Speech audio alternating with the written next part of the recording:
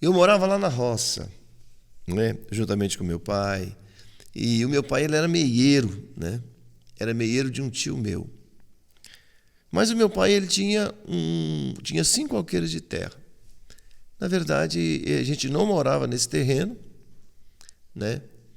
E o meu pai resolveu vender porque a terra não dava nada, era uma terra improdutiva, não havia plantado nada na terra, tinha muitas pedras na terra e eu acho que era isso que ele não queria plantar lá, enfim.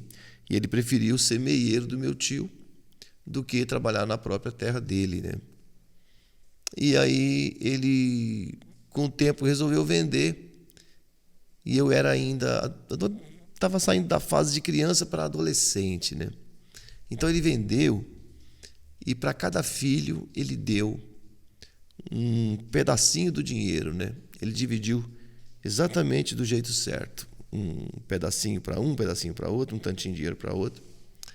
E a minha parte, eles compraram uma viola, me deram uma viola.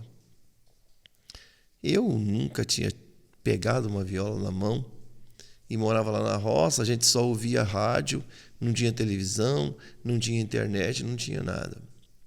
E aí me entregaram aquela viola desafinada. E não tinha ninguém na região que tocava viola e que sabia afinar. E eu, adolescente, sem saber o que fazer com aquela viola, como afinar, nem afinar sabia. E fiquei com aquela viola um tempo, tentando, puxava aquelas cordas para cá, a corda puxava para lá e nada, não conseguia afinar. Acabei desistindo da viola, né, por não saber o que fazer com a viola. Com o tempo, vendi aquela viola. Vendi aquela viola.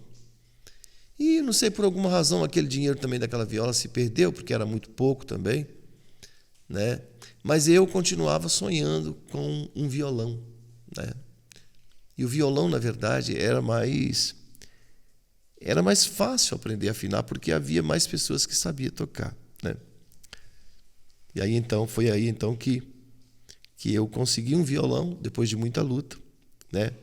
E comecei os meus primeiros acordes no violão com um primo meu que tocava violão e outras pessoas em volta que faziam algumas notas.